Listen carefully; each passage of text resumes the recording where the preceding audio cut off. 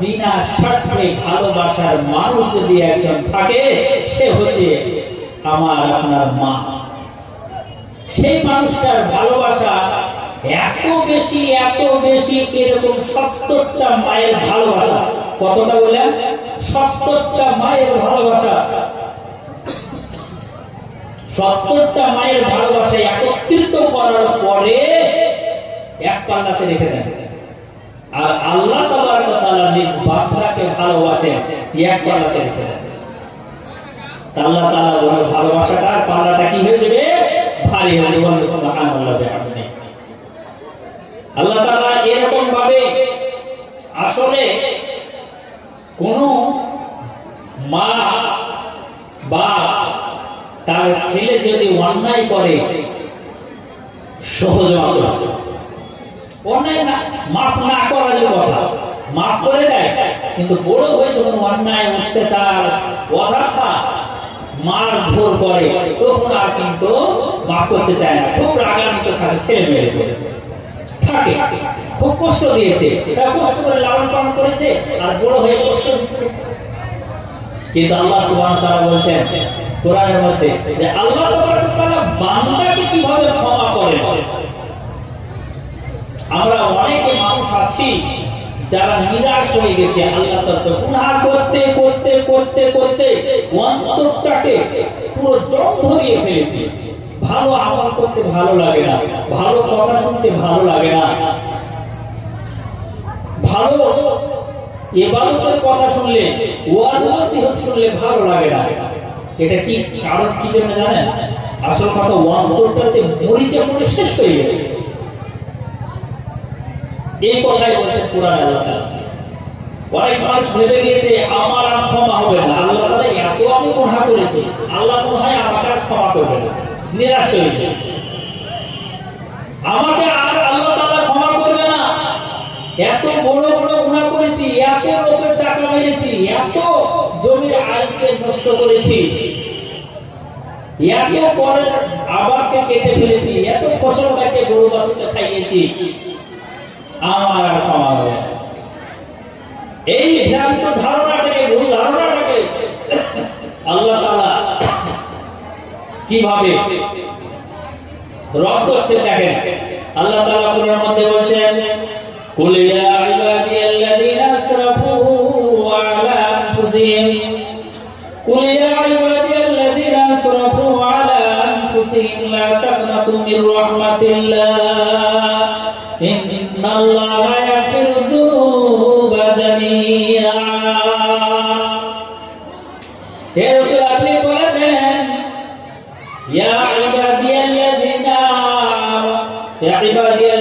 আসরাফু, ইয়া আমার বান্দাগণ যারা নিজের আলা আসরাফু আলা আনফুসিহিম, নিজের উপরে অত্যাচার করেছো, যারা নিজের উপরে গুনাহ করে করে নিজের অন্তরকে খারাপ করে ফেলেছো, যারা গুনাহ করতে করতে নিজের আমলকে খারাপ করে ফেলেছো, গুনাহ করতে করতে নিজের জীবনটাকে নষ্ট করে ফেলেছো, লা তাকনাতু মির রাহমাতিল্লাহ, আল্লাহ রহমত থেকে তোমরা নিরাশ হয়ে যেও না।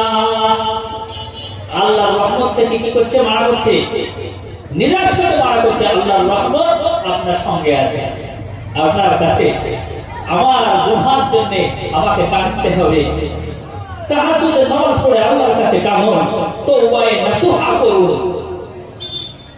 তওবায়ে নাসুহা করুন, লজ্জিত হন, নিজের গুনার উপর লজ্জিত হতে হবে এবং অগ্রিম পুখতা ইরাদা করতে হবে আমার দ্বারাতে যদি এই গুনাহ আর যেন সাজা না হয়, আমার দ্বারাতে এই গুনাহ যেন আর কোনো প্রকাশ না পায়, এরকম পুখতা ইরাদা করতে হবে এবং লজ্জিত হতে হবে।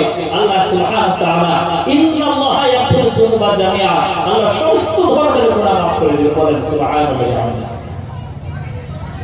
তা আল্লাহ তাবারক ওয়া তাআলা বান্দাকে এত বেশি ভালোবাসেন, আর আমরা কিনা দূরে দূরে থাকি, মসজিদ থেকে দূরে, মাদ্রাসা থেকে দূরে, উলামা থেকে দূরে, তালওয়িদ থেকে দূরে, মক্তব থেকে দূরে, হাদিস থেকে দূরে, কোরআনের আয়াত থেকে দূরে, কত দূরে সরবেন। আল্লাহর সাথে সম্পর্ক স্থাপন করে দেখেন, কতটা মজা লাগবে। দুনিয়ার বিভিন্ন মজা আপনি চেখে নিয়েছেন, বাজারের মজা, খাবারের মজা, কিতাব অন্যান্য বই পুস্তকের মজা, দুনিয়ার বিভিন্ন ধরনের মজা, লাল হলুদ সবুজ সবকিছুর মজা দেখে নিয়েছেন। একমাত্র আল্লাহর ইবাদত, আল্লাহর সাথে সম্পর্ক করার মজাটা নিয়ে তো দেখেন, সমস্ত মজা আপনার কাছে টিকে পড়ে যাবে, সমস্ত দুনিয়ার মজা আপনার কাছে বেস্বাদ হয়ে যাবে, কোনো স্বাদ থাকবে না মজাতে। যদি আল্লাহর সাথে সম্পর্ক করেন, স্থাপন করেন, আপনার সমস্ত মজাগুলো ভুলে যাবেন। আল্লাহর সাথে সম্পর্ক স্থাপন করলে আপনার অন্তরটা তাজা হয়ে যাবে, তার মজা, প্রত্যেকটা আমলের মজা আলাদা লাগবে। তখন আপনার চলাফেরা, খাওয়া দাওয়া, উঠা বসা, তখন আপনার সবকিছু ভালো লাগবে, আলাদা লাগবে। লবণ দিয়ে ভাত খাবেন, তোমার হচ্ছে বিরিয়ানি খাচ্ছে। আল্লাহর সাথে সম্পর্ক স্থাপন করার পরে, আল্লাহর নামাজটা খুশুর সঙ্গে আদায় করার পরে আপনি সামান্যতম শাক পাতা দিয়ে ভাত খাবেন, তো এত তৃপ্তি সহকারে খাবার খাবেন। আল্লাহ সুবহানাহু ওয়াল্লাহু আ'লাম বিস-সাওয়াব। আল্লাহ তাবারক ওয়া তাআলা ঈমানদারের, সকল ঈমানদারের আল্লাহ রাসূল সাল্লাল্লাহু আলাইহি ওয়াসাল্লাম একটা হাদিস মনে করলো, লা ইউমিনু আহাদুকুম হাত্তা ইউহিব্বু লিআখিহি মা ইউহিব্বু লিনাফসিহি। আল্লাহ রাসূল সাল্লাল্লাহু আলাইহি ওয়াসাল্লাম বলেন যে তোমাদের মধ্যে কেউ কামিল পরিপূর্ণ মুসলমান ততক্ষণ পর্যন্ত হতে পারবে না যতক্ষণ পর্যন্ত সে অপর ভাইয়ের জন্য ওই জিনিসটা পছন্দ করবে যেটা নিজের জন্য পছন্দ করে। সে নিজের জন্য যে জিনিসটা পছন্দ করে, অপর ভাইয়ের জন্য ওই জিনিসটাই পছন্দ করবে। অর্থাৎ আমি যদি, আমাকে কেউ গালি দেয়, এটা আমি পছন্দ করি না, তো আমিও অপর ব্যক্তিকে গালি দেওয়াটা পছন্দ করব। আমার কেউ টাকা মেরে দেয়, এটা তো আমি পছন্দ করি না, আমার জন্য এই জিনিসটা পছন্দ করি না, তো অপরের জন্য আমাকে অপছন্দ করতে হবে। এটা আমি অপরের মেয়েকে গালি দেওয়া ঠিক করা যাবে, নিজের মেয়েকে বা নিজের বোনকে অপছন্দ করি, তো অপর মেয়েকে বা অপর বোনকে অপছন্দ করতে হবে। যেমন ফসলের জায়গাতে, জমির জায়গাতে আমি অপরের আলকাটা পছন্দ করব আর নিজের আলকাটা পছন্দ করব না, এটা তো বললে হবে। নিজের আলকাটা অপছন্দ করি, তো অপরের আলকাটাটা আমি নিজেও অপছন্দ। অর্থাৎ এটাই, যে কারণে অপর ব্যক্তি কষ্ট পাবে, যে কারণে অপর ব্যক্তি আমার হাতের দ্বারায় কষ্ট পাবে, মুখের দ্বারায় কষ্ট পাবে, ব্যবহারে কষ্ট পাবে, এই কথাগুলা, এই কর্মগুলা, এই কাজগুলা প্রকৃতপক্ষে পূর্ণাঙ্গ মুমিনের কাজ নয়। আল্লাহ রাসূলের হাদিস, মান সালিমাল মুসলিমুনা মিন লিসানিহি ওয়া ইয়াদিহি, যে ব্যক্তি প্রকৃতপক্ষে মুসলমান ওই ব্যক্তি নয় যার মুখে তাতে, জবানে তাতে অন্য ব্যক্তি সংরক্ষিত থাকে না, মাহফুজ থাকে না। যে ব্যক্তি যার মুখে তার ভাষার তাতে তার প্রতিবেশী, তার বন্ধু বান্ধব কি থাকে না, হেফাজত থাকে না, গালি গলজ, ইলজাম, জঘন্যতম ভাষায় কথা বলে, কখনো তহমত লাগিয়ে দেয়, কখনো ইলজাম লাগিয়ে দেয়, গীবত করে। আল্লাহু আকবার। এই গীবতের গুনাহ এত নিকৃষ্টতম গুনাহ। আল্লাহু আকবার। আল গীবাতু আশাদ্দু মিনাজ জিনা। গীবত হচ্ছে জিনার চেয়ে নিকৃষ্টতম কাজ, যেটা আমরা খুব সহজে করে ফেলি, খুব সহজে জিনার গুনাহটা করে ফেলি।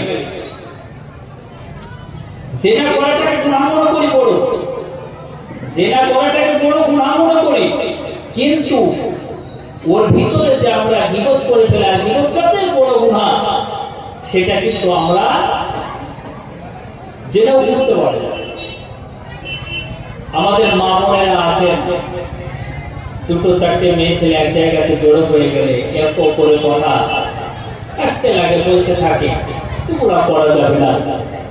আপনি কবরে যাবেন, কবরে যাওয়ার পরে যখন নেকি আর গুনার হিসাব কিতাব হবে না, তখন মনে পড়বে যে আমার ওই সময়টা, যে সময়টা আমরা ঘন্টার ঘন্টা 4-5টা মেয়ে একত্রিত হয়ে গুনার কথা বলেছিলাম, অপরের গীবত করেছিলাম, এই সময়টা যদি আমি কোরআন করে নিতাম, এই সময়টা যদি আল্লাহ জিকির করে নিতাম, কত এটা ভালো হতো। আজকে এই গুনাহটা কম পড়তো না, আমার নেকির পাল্লাটা ভারী হয়ে যেত, নেকির পাল্লাটা ভারী হয়ে যেত, গুনার পাল্লাটা ঝুঁকে যেত না। তখন আফসোস করতে থাকবে, প্রত্যেকটা মানুষ আফসোস করতে থাকবে, প্রত্যেকটা মানুষ আফসোস করতে থাকবে যে আমার গুনাহটা বেশি না হয়ে নেকির পাল্লাটা যদি বেশি হয়ে যেত।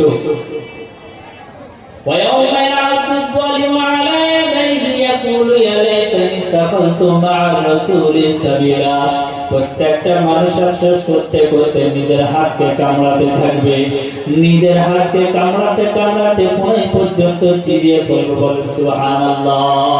কেন সময় পেয়েছিলাম ভালো কাজ কেন করে নাই, সময় পেয়েছিলাম কেন আল্লাহর জিকির করে নাই, সময় পেয়েছিলাম আল্লাহ তাআলা রাসূলের হাদিস কেন পড়ি নাই, ভালো সুন্দর কথা কিন্তু নসিহতের কথা শুনেছিলাম কেন আমল করে নাই। কোরআন সূরা শুআরার মধ্যে আল্লাহ সূরা ফুরকানের মধ্যে আল্লাহ সুবহানাহু ওয়া তাআলা বলেছেন, ওয়া ইয়াউমা ইয়া'যু যালিমু আলা ইয়াদিহি, প্রত্যেকটা গুনাহগার সেই দিনে আঙ্গুল চিবাতে থাকবে, হায় হায় হায় হায়, অনেক সময় পেয়েছিলাম কেন আল্লাহ তাআলার নাফরমানি করেছিলাম, কাশ যদি আমি করে ফেলতাম আমল কিছু, যদি আমি মওলানার কথা শুনে আমি যদি নিজেকে পরিবর্তন করে ফেলতাম, আমার আমলের জীবন যদি বানিয়ে ফেলতাম, আমার জীবনকে যদি কোরআন এবং হাদিসের মতন বানিয়ে ফেলতাম, কত সুন্দর আজকে হতো আমার জন্য। সেই জন্য আজ আমরা সামনে বসে থাকা সকল শ্রোতা মণ্ডলী এবং যাদের কাছে আওয়াজ পৌঁছাচ্ছে সকলকে আমি আমার আবেদন রাখবো, আমাদের প্রত্যেকটা সময়কে আমরা মূল্যায়ন করব, আমরা মূল্যায়ন বলতে আমলে আমরা মশগুল করব, আমাদের সময় যাতে অযথা না কাটে, আমাদের সময় যাতে নষ্ট না হয়ে যায়। আসল কথা কি জানেন, বুদ্ধিমানরা সময় নষ্ট করে না, আমরা আবার বুদ্ধিমান দুনিয়ার লেভেলে অনেক অন্যজনকে মনে করি, দুনিয়ার ভাষায় দুনিয়ার সংজ্ঞায় বুদ্ধিমান আলাদা লোককে মনে করি, আর আল্লাহর সংজ্ঞায় কোরআনের ভাষায় বুদ্ধিমান আলাদা। দুনিয়ার ভাষায় বুদ্ধিমানকে যারা দুনিয়াতে স্বাচ্ছন্দ্যে বাস করে, যারা দুনিয়াতে গাড়ি বাড়ি উচ্চ মর্যাদা লাভ করেছে, উচ্চ স্থান লাভ করেছে, যারা সমাজে আজকে যাদেরকে প্রাধান্য দেওয়া হয়, সমাজের বুকে যাদেরকে মান সম্মান দেওয়া হয় দুনিয়ার একেবারে, দুনিয়ার দিক থেকে টাকা পয়সাওয়ালা মানুষ সম্মান দিতে হবে, কিন্তু কোরআনের ভাষা আলাদা। উলিল আলবাব আল্লাযীনা ইয়াযকুরুনাল্লাহা কিয়ামান ওয়া কুউদান ওয়া আলা জুনুবিহিম ওয়া ইয়াতাফাক্কারুনা ফী খালকিস সামাওয়াতি ওয়াল আরদ রাব্বানা মা খালাকতা হাযা বাতিলা। দুনিয়ার আল্লাহর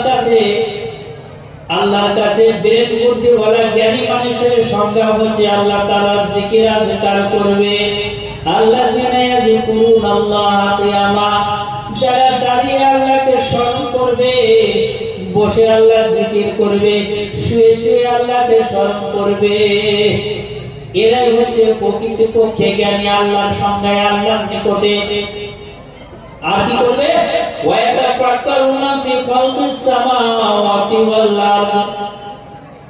এবং আসমান জমিনে যা কিছু আছে আসমান সম্বন্ধে চিন্তা ফিকির করবে, আসমান সম্বন্ধে চিন্তা ফিকির করবে। আল্লাহ তাবারক ওয়া তাআলা এত বড় আসমান বিনা খুঁটিতে কেমন ভাবে তৈরি করেছে, এত বড় আসমান বিনা খুঁটিতে কেমন ভাবে তৈরি করেছেন। এই আসমান কোনদিন পুরাতন হয় না, এই আসমান কোনদিন ফুটো হয়ে যায় না। আমরা ঘর বানাই 2 বছর, 10 বছর, 30 বছর, 70 বছর মধ্যে নষ্ট হয়ে যায়। এত বড় আসমান কতদিন থেকে আছে আমরা জানি না, কতদিন থাকবে আমরা জানি না। কিন্তু কোন ধরনের ফুতুর নাই, কোন ধরনের কমি নাই, কোন ধরনের জং নাই, কোন ধরনের খারাপি নাই। ওয়াতাকাক্কারুনা ফি খালকিস সামাওয়াতি ওয়াল আরদ। আল্লাহ তাআলা কেমন ভাবে আসমানকে বিনা খুঁটিতে তৈরি করে রেখেছেন, আল্লাহ তাবারক ওয়া তাআলা কেমন ভাবে জমিনকে বিছিয়ে রেখেছেন, এই সম্পর্কে চিন্তা ফিকির করবে। এই পথটি হচ্ছে প্রকৃতিপক্ষে আল্লাহ তাআলার কাছে জ্ঞানী। আর এত কিছু চিন্তা ভাবনা করার পরে বলতে থাকবে রব্বানা মা খালাকতা হাযা বাতিলা। হে আমার প্রতিপালক, আপনি দুনিয়াতে কোনো কিছু বেকার সৃষ্টি করেন না। বলতে বাধ্য হবে, এত কিছু নিয়ামত দেখার পরে বলতে বাধ্য হবে যে আল্লাহ সুবহানাহু ওয়া তাআলা দুনিয়ার মধ্যে কোনো কিছু বেকার সৃষ্টি করেন নাই। আল্লাহ সুবহানাহু ওয়া তাআলা আমাদেরকে সময় দিয়েছেন, সে সময়কে যেন আমরা মূল্যায়ন করি। আসল কথা কি জানেন, সময় যদি কাউরে ভালো কাজে লেগে যায় তো আলহামদুলিল্লাহ। দুটো জিনিস, একটা হচ্ছে সময়, ঘড়ির সময় 24 ঘন্টা। এই 24 ঘন্টার মধ্যে যদি আপনার সময় ভালো কাজে লেগে গেল তো আলহামদুলিল্লাহ, আপনি কামিয়াব, সফল। অন্যথায় আপনার খারাপ কাজে লাগবে। দুটোই তো অপশন, ভালো কাজে খারাপ কাজ। সময়টা যদি ভালো কাজে না লাগে তো খারাপ কাজে লাগবে। দ্বিতীয় জিনিস, আপনার সম্পদ, মাল দৌলত আর সম্পদ, এটা যদি ভালো কাজে লেগে যায় তো আলহামদুলিল্লাহ। ভালো কাজে যদি লেগে যায় আলহামদুলিল্লাহ, নচেত খারাপ কাজে লাগবে। আমরা মাল জমা করে যাচ্ছি, আমরা মাল জমা করি কার জন্য? সন্তানের জন্য। আমরা মাল নিজের জন্য খরচ করব, যে আমরা শরীর স্বাস্থ্য করব। আল্লাহ তাআলা তাআলা শরীরে একটা নিয়ামত দিয়েছে, আল্লাহ তাআলা তাআলা চুলওয়ালা একটা নিয়ামত দিয়েছে। সুন্দর একটা তেল মাখবো, সুন্দর একটা সাবান মাখবো, গায়ে লাগাবো সুন্দর একটা সাবান, সুন্দর তেল না, পয়সা খরচ হয়ে যাবে। পয়সা জমা করে রাখেন, পয়সা জমা করে রাখেন। এত বড় নিয়ামত আল্লাহ সুবহানাহু ওয়া তাআলা আমাদেরকে দিয়েছেন, এই নিয়ামতের নাশকরি হবে যদি আল্লাহ তাআলা টাকা দিয়েছেন, আমাকে মালদার বানিয়েছেন, যাকাত না দিই, ওই আমার সম্পদ অনুযায়ী লেবাস না করি, আমার ওই সম্পদ অনুযায়ী যদি আমি খাবার না খাই, খাদ্য না খাই, কৃপণতা করি, আল্লাহর নিয়ামতের নাশকরি হবে। আল্লাহ তাআলা নাশকরি হলে কি গুনাহ? কোরআন শরীফ বলছে লা ইলাহা শাকারতুম লা আযিদান্নাকুম ওয়া লা ইন কাফারতুম ইন্না আযাবি লাশাদীদ। যে সমস্ত নিয়ামত আমি তোমাদেরকে দান করেছি, যদি তোমরা নিয়ামতের শুকরিয়া আদায় করো তো আমি তোমাদের নিয়ামতগুলোকে বাড়িয়ে দিব। বলেন সুবহানাল্লাহ। ওয়া লা ইন কাফারতুম ইন্না আযাবি লাশাদীদ। আর যদি তোমরা নাশকরি করো, অর্থাৎ এত নিয়ামত পাওয়ার পরে মুখে আলহামদুলিল্লাহ বলো নাই, গরমের সময়তে ঠান্ডা পানি পান করার পরেও আলহামদুলিল্লাহ বলো নাই, এত শীতের সময়তে গরমের বস্ত্র পাওয়ার পরেও আলহামদুলিল্লাহ মনে বাড়ায় না, এত সুন্দর খাবার খাওয়ার পরে আমার জীব দিয়ে স্বাদ গ্রহণ করার পরেও আলহামদুলিল্লাহ বেরোয় না। ওয়ালাইন কাফারতুম, এটাই হচ্ছে নাশকরি করা। ওয়ালাইন কাফারতুম ইন্না আযাবি লাশাদীদ। তোমরা যদি আমার নিয়ামতের নাশকরি করো তো আমি তোমাদের জন্য আযাব নিযুক্ত করেছি, আমার আযাব খুবই শক্ত হবে। আর আল্লাহ যখন প্রকার হবে ইন্না বাতশা রাব্বিকা লাশাদীদ, আল্লাহর প্রকার বহুত শক্ত। আমরা মনে করছি আমরা হয়তো গুনাহ করছি, আমাকে আল্লাহ ধরছে না, এত লুকিয়ে লুকিয়ে গুনাহ করছি, আল্লাহ ধরছে না। গুনাহ করলে আমাকে তো মেরে ফেলতো, আরো অন্যান্য আযাব দিত, রোগ দিত, পাড়া দিত বলে আল্লাহ সুবহানাহু ওয়া তাআলা গুনাহ যারা করে তাদেরকে ছাড় দেয়। ছাড় দেয় মানে এতটা ছাড় দেয় না যে ধরবে যখন ছাড় দেয়। গুনার সমুদ্রে কত দৌড়তে পারে, কত দৌড়তে পারে আল্লাহ সুবহানাহু ওয়া তাআলা দেখেন। যেমন ঘুড়ি উড়ায়, ঘুড়ির লাটায় তাকে ছেড়তে ছেড়তে ছেড়তে ছেড়তে দিনের শেষে অনেক দূরে চলে যায়, আবার দিনের শেষে কিন্তু আবার জোরে ঘুড়ির লাটায় দড়িটাকে কি জড়ে না, আবার স্পিড দিতে হবে। ইন্না বাতশা রাব্বিকা লাশাদীদ, আল্লাহ সুবহানাহু ওয়া তাআলা পাকার বহুত শক্ত। আল্লাহ যখন ধরে আর বাঁচা যাবে না, আর চলা যাবে না, কোন আমলের সুযোগ পাবো না, সুন্দর সঠিক আমলের আর সুযোগ করতে পারবো না। সেজন্য প্রিয় হাজিরিন, প্রিয় শ্রোতা মণ্ডলী, আল্লাহ তাবারক ওয়া তাআলা আমাদেরকে যতটুকু শোনার হাদিস কোরআনের কথা শ্রবণ করা, আমাকে বলা এবং আপনাদেরকে শোনার তৌফিক দান করলেন। আল্লাহ তাআলা যেন আমাদেরকে এই অনুযায়ী আমল করার তৌফিক দান করে। আমরা সকলে শয়তানের ওয়াসওয়াসা, ধোঁকা এবং বড় থেকে বড় গুনাহ, পরচর্চা, পরনোনা, কিনা গুনাহ থেকে আমরা সকলে বেঁচে থাকি। আল্লাহ আমাদের সকলকে তৌফিক দেন।